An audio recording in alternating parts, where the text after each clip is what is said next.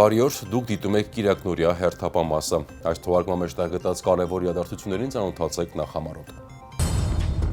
Մարտի 31-ին հայտնի կդառնա կենսաչափական փաստաթղթերը թողարկող ընկերության անունը, տեղի է ունեցել ստացված հայտերի ֆինանսական առաջարկների բացման նիստը։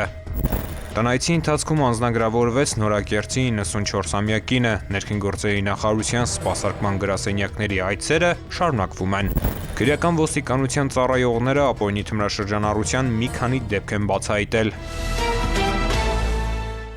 Մարտի 31-ին հայտնի կդառնա կենսաչափական փաստաթղթերը թողարկող ընկերության անունը, ըստ նախատեսված ժամանակացույցի 2026 թվականի երկրորդ կիսամյակում արդեն Հայաստանում կմեկնարկի կենսաչափական անձնագրերի և նույնականացման քարտերի արտադրությունը։ Հայաստանի Հանրապետության կենսաչափական անձնագրերի և նույնականացման քարտերի տրամադրման ենթակառուցվածքի պետություն մասնավոր գործընկերություն ծրագրի մրցույթային փուլի շրջանակում տեղի է ունեցել ստացված հայտերի ֆինանսական առաջարկների բացման նիստը։ Նիստը նախագահում էր ներքին գործերի նախարար Արփինե Սարգսյանը։ Որպես հրավիրյալներ ներկա էին Օջենթիկ Այդեմիա կոնսորցիումների ոլորտում առաջատար միջազգային ընկերությունների լիազոր ներկայացուցիչներ։ Պետություն մասնավոր գործընկերություն ծրագրի ընթացակարգի և առաջարկի հարցման պահանջներին համապատասխան ֆինանսական առաջարկների բացման և գրանցման գործընթացն իրականացվել է թափանցիկ։ Հայտատու երկու ընկերությունների ներկայացրած ֆինանսական առաջարկները համապատասխանել են առաջադրված պահանջներին և չափորոշիչներին։ Ըստ այդմ նախատեսվում է հայտերի վերջնական գնահատում իրականացնել մինչև մարտ ամսվա վերջ։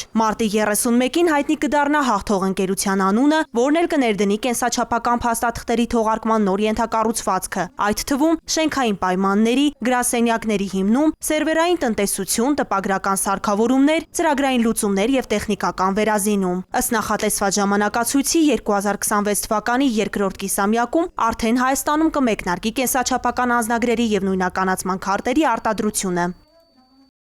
Անձնագիր կամ վարորդական իրավունքի վկայականի փոխանակման համար մոտակա գրասենյակ հասնելու կարիք այլևս չկա, քանի որ ներքին գործերի նախարարության սպասարկման գրասենյակները շարունակում են իրականացնել շրջիկ սպասարկում քաղաքացիներին մատուցելով թե միգրացիայի և քաղաքացիության ծառայության, թե հաշվառման քննական բաժինների ծառայություններ։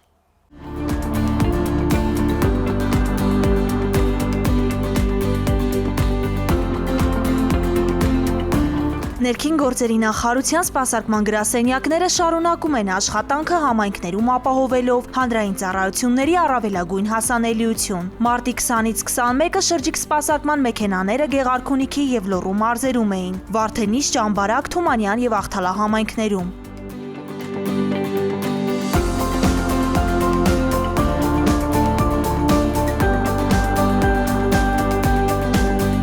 Նախապես տեղեկացված բնակիչներն անհրաժեշտ փաստաթղթերով սպասում էին իրենց հերթին, իսկ անցորդները տեսնելով շրջիկ սպասարկման մեքենան հետաքրքրված մոտենում էին ու ծանոթանում տեղում մատուցվող ծառայություններին։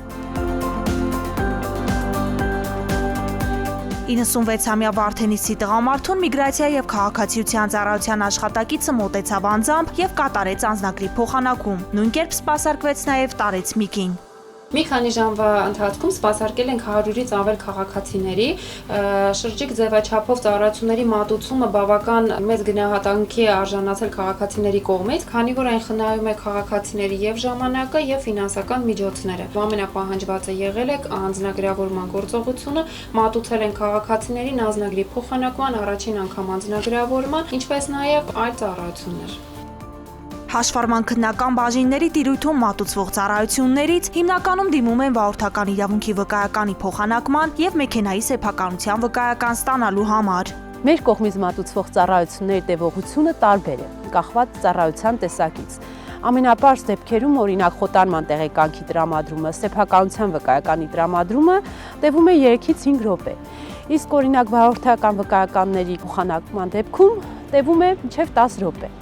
Շրջիկ սպասարկման գրասենյակի մասնագետները նախանշված վայրերում ծառայություններ մատուցելուց բացի իրականացրին նաև տնայցեր, սպասարկելու տարածքային բաժիններ այցելել չկարողացող անձանց։ Անձնագրավորվեց Նորակերտ գյուղի 94-ամյա բնակչուհին, որի համար բաժին այցելելը դժվար խնդիր էր։ 3 ամիս է անձնագրի ժամկետը լրացել էր, թոշակը չէր կարող ստանալ։ Միանշանակ գոհ եմ, բարձր սպասարկում, աշխատակիցն շատ բարեհամբույր։ Տնայցի շրջանակում սպասարկվեց նաև Նորակերտ գյուղի մեկ այլ բնակչուհի։ Նրա անձնագրի ժամկետը նույնպես լրացել էր։ Ընդունված դիմումների հիման վրա թողարկված փաստաթղթերը կտրամադրվեն 1 շաբաթ անց մարտի 28-ին նույն վայրերում։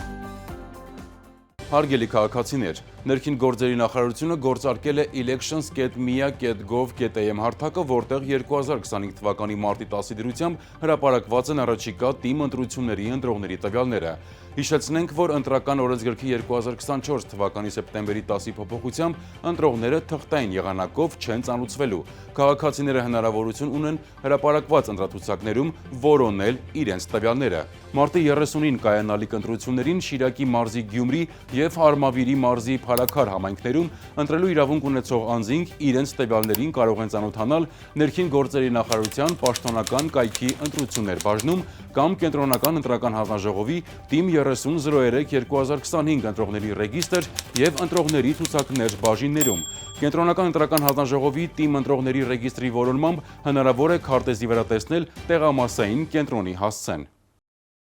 Կդասակարգվեն արտակարգ իրավիճակների մակարդակները և յուրաքանչյուր մակարդակում կամրագրվեն իրավասու սուբյեկտների լիազորությունները ունենալով կառավարման հանրապետական, մարզային, համայնքային, տեղային, օբյեկտային մակարդակներ։ Գործընթացների կառավարումը դյուրին դարձնելու նպատակով նախատեսվում է աղետների ռիսկի կառավարման և արտակարգ իրավիճակներում գործելու պլանները դարձնել թվային և արագ հասանելի։ Մարտի 25-ին ազգային ժողովի հերթական նիստում ներքին գործերի նախարարի տեղակալ Արմեն Մկրտչյանը քննարկման է ներկայացրել օրենսդրական նախաձեռնություններ, որոնց ընդունման արդյունքում կլավարկվեն ներքին գործերի նախարարության ենթակա կառույցների գործունեությանն առնչվող մի շարք ուղղություններ։ Արմեն Մկրտչյանն առաջին ընթերցմամբ քննարկման է ներկայացրել աղետների ռիսկերի կառավարման և բնակչության պաշտպանության մասին ու վարչական իրավախախտումների վերաբերյալ Հայաստանի Հանրապետության օրենսգրքում լրացումներ կատարելու մասին օրենսդրական փաթեթը։ Ներքին գործերի նախարարի տեղակալն ընդգծել է, որ օրենսդրական նախաձեռնության անհրաժեշտությունը պայմանավորված է արտակարգ իրավիճակներում բնակչության պաշտպանության համակարգի գրեթե բոլոր մակարդակներում աղետների ռիսկի գիտակցության ոչ բավարար աստիճանով։ Նրա խոսքով արտակարգ իրավիճակներում բնակչության պաշտպանության մասին գործող օրենքն ընդունվել է 1998 թվականին, ինչը չի համապատասխանում ներկա կառավարման համակարգին և միջազգային պահանջներին։ Փաստաթուղթը մշակվել է միջազգային փորձի տևական ուսումնասիրման արդյունքում, հաշվի են առնվել նաև Լոռու և Տավուշի մարզերում 2024 թվականի մայիսին տեղի ունեցած աղետալի դեպքերը։ Փոխնախարարի գնահատմամբ նոր կարգավորումներով կտրվի կայուն ինստիտուցիոնալ լուծում, չափորոշիչների կիրառմամբ կդասակարգվեն արտակարգ իրավիճակների մակարդակները և յուրաքանչյուր մակարդակում կամրագրվեն իրավասու սուբյեկտների լիազորությունները, ունենալով կառավարման հանրապետական, մարզային, համայնքային, տեղային, օբյեկտային մակարդակներ։ Կընդլայնվի նաև թվային գործիքակազմը։ Գործընթացների կառավարումը դյուրին դարձնելու նպատակով նախատեսվում է աղետների ռիսկի կառավարման և արտակարգ իրավիճակներում գործելու պլանները դարձնել թվային և արագ հասանելի, իսկ լիազոր մարմնին ընձեռել միասնական էլեկտրոնային համակարգ վարելու հնարավորություն։ Նախատեսվում է նաև արտակարգ իրավիճակի հետևանքով կյանքին, ինչպես նաև անձի գույքին և առողջությանը պատճառված վնասներից պարտադիր ապահովագրություն։ Միաժամանակ երաշխավորվի աղետի ռիսկի կառավարման և բնակչության պաշտպանության ոլորտը կարգավորող օրենսդրության պահանջների պատշաճ պահպանումը, դրանք խախտելու համար սահմանելով համապատասխան պատասխանատվություն։ Ազգային ժողովի պաշտպանության և անվտանգության հարցերի մշտական հանձնաժողովը նախագծերի փաթեթին դրական եզրակացություն է տվել։ Հարգելի քաղաքացիներ, բջջային էլեկտրոնային ստորագրությունը կարող եք ակտիվացնել էլեկտրոնային կրիչ ունեցող և առանց կրիչի նույնականացման քարտերով։ Ձեր նույնականացման քարտի PIN և PUK կոդերը եզակի են և կորցնելու դեպքում վերականգնել հնարավոր չէ։ Սակայն եթե կորցրել եք դրանք, քարտը վերաթողարկելու կարիք չկա։ Նույնականացման քարտով կարող եք մոտենալ բջջային օպերատորի գրասենյակ և հեշտությամբ ակտիվացնել էլեկտրոնային ստորագրությունը։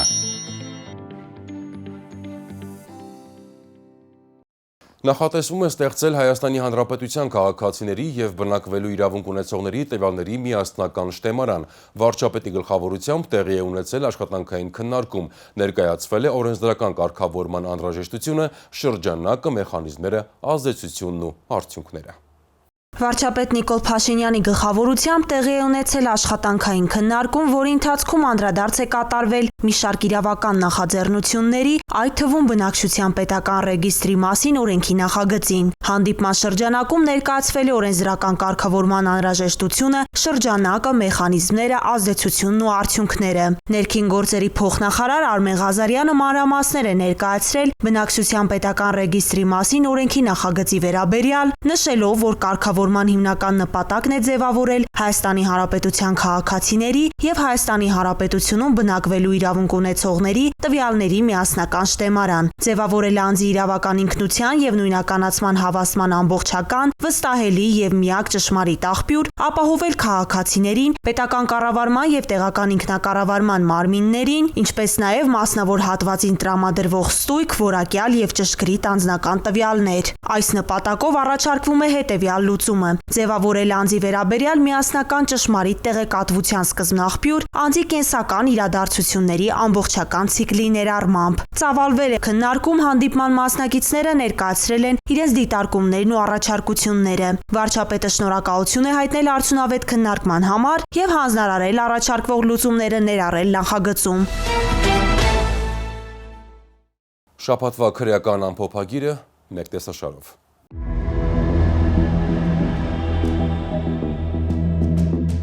Քրեական ոստիկանության թմրամիջոցների անօրինական շրջանառության դեմ պայքարի վարչության ծառայողները օպերատիվ տեղեկություններ իրացրին անմիջապես։ Համագործակցելով համայնքային ոստիկանության Էրեբունու բաժնի եւ Երևանի բարեկների հետ, մարտի 13-ին ժամը 23:30-ին մայրաքաղաքի Արցախի պողոտայում ապօրինի թմրամիջոց ձեռք բերելու, պահելու եւ իրացնելու հիմնավոր կասկածանքով ձերբակալվել եւ Էրեբունու բաժին են տեղափոխվել 40 եւ 41 տարեկան երկու տղամարդ։ 41-ամյա տղամարդու անձնական խուզարկությամբ հայտնաբերվել են 2 գրամ մեթամֆետամինի, 4.3 գրամ հաշիշի, 1.8 գրամ հերոինի եւ 16.4 գրամ ափիոնի նմանվող զանգվածներ։ Պարզվել է նաեւ, որ նա Ռուսաստանի Դաշնության իրավապահների կողմից հետախուզվում էր ավազակության մեղադրանքով։ Նախաձեռնվել է քրեական վարույթ, որի շրջանակում դատարանի որոշմամբ մարտի 14-ին խուզարկություն է կատարվել 41-ամյա տղամարդու փաստացի բնակության վայրում։ Հայտնաբերվել են շուրջ 2 կիլոգրամ 810 գրամ մեթամֆետամինի, 1 կիլոգրամ 26.19 գրամ մարիխուանայի, 812 գրամ հերոինի,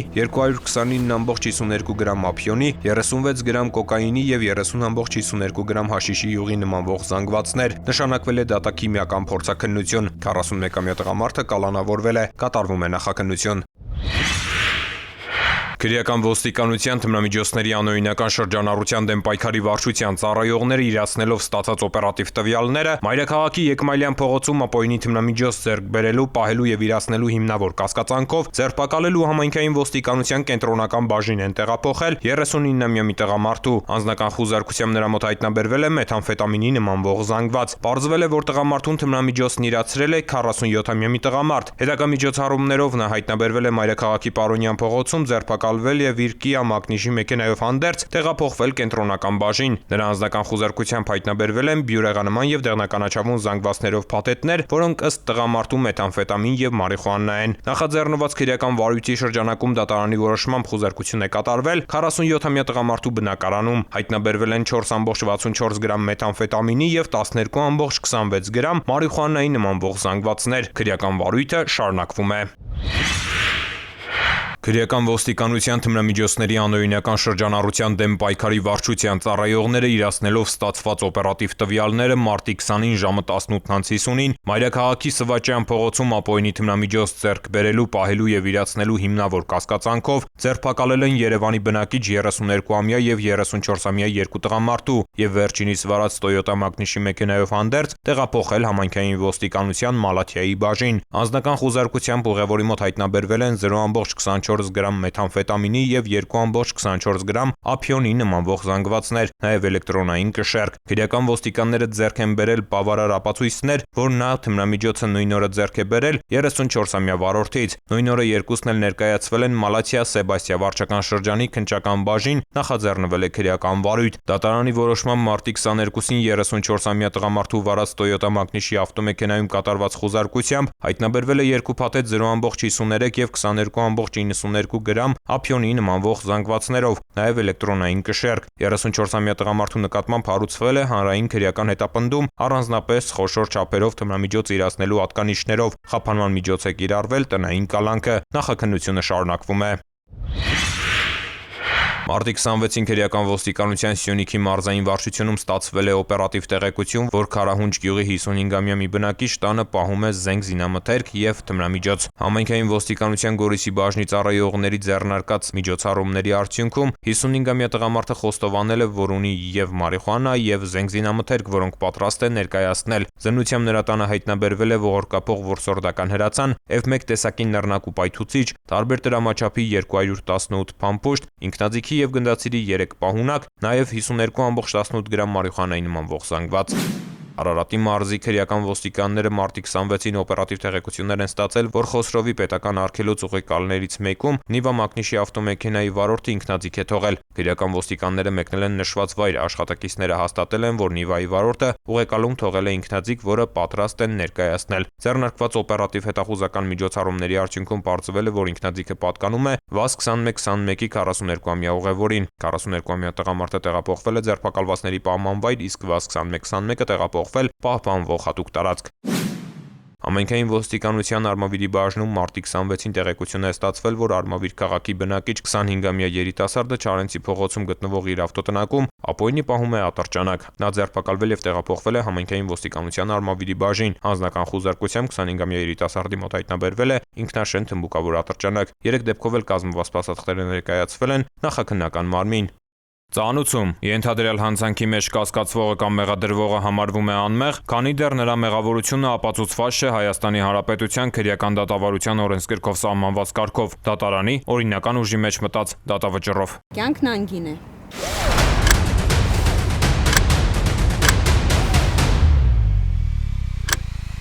Ամրագոտին կյանքերը փրկում։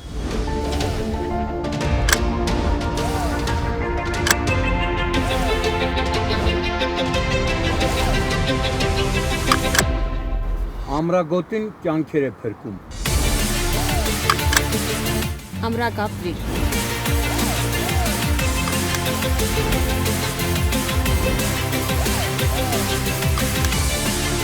Ամրագոտին կյանք է փրկում։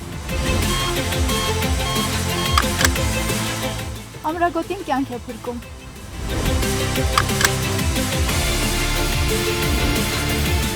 Ամրագոտին կյանք է փրկում։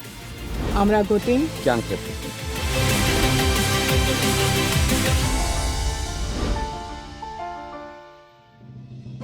Անցնող շաբաթվա կարևոր իրադարձությունները այսքանն էին, ես ձեզ հրաժեշտ եմ տալիս, հաջողություն։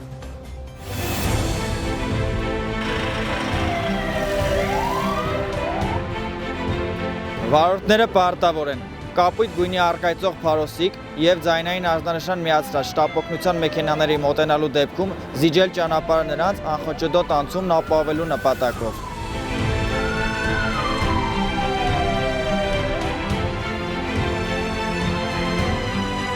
Ճանապարհը չզիջելը առաջացնում է տուգանքի նշանակում նվազագույն աշխատավարձի 20-ապատիկի չափով 20,000 դրամ։ Իսկ զիջելու ընթացքում որևէ իրավախախտում կատարելը այլ հնարավորության բացակայության պայմաններում վարչական պատասխանատվություն չի նախատեսում։ Զիջիր ճանապարհը, րոպեն կարող է կյանք արժենալ։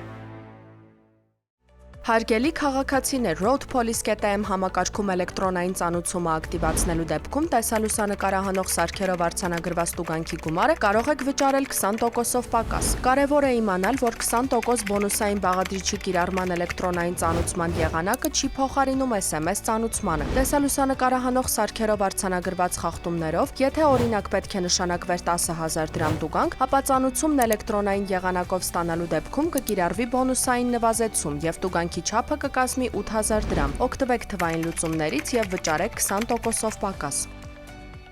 Հրդեհները շրջակա միջավայրի կենսանվտանգությանը սպառնացող մարտահրավերներից են, որոնց առաջացման պատճառները գլխավորապես մարդկային անուշադրության արդյունք են։ Հաճախ մարդիկ չգիտակցելով բացասական հետևանքները գյուղատնտեսական աշխատանքներին ընդառաջ այրում են խոզանն ու բուսական մնացորդները, նպաստելով հողի որակական հատկությունների կորստին, բուսական եւ կենդանական աշխարհի ոչնչացմանն ու մթնոլորտային օդի աղտոտմանը։ Խոզաների այրումը վատթարացնում է հողի օրգանական կազմը, նվազեցնում խոնավությունը, նպաստում է հողում եղած օգտակար նյութերի քայքայմանը, նվազեցնում է հողի բերիությունը, նպաստում է թոքերում քաղցկեղի առաջացմանը, առաջացնում է հազ, ցավ, կրծքավանդակում եւ շնչառական խանգարումներ։ ոչնչացնում է միջատներին, սողուններին, մանր կաթնասուններին, խոչընդոտում է սննդանյութերի ցիկլը, սնման շղթայի կապերը եւ բույսերի սերմերի տարածումը, ինչը կարող է հանգեցնել տեսակների անհետացման կամ դրանց պոպուլյացիաների նվազեցման, ազդում է էկոհամակարգի ինքնավերականգնման հատկության վրա։ Հարգելի քաղաքացիներ, զերծ մնացեք խոզանների այրում կատարելուց,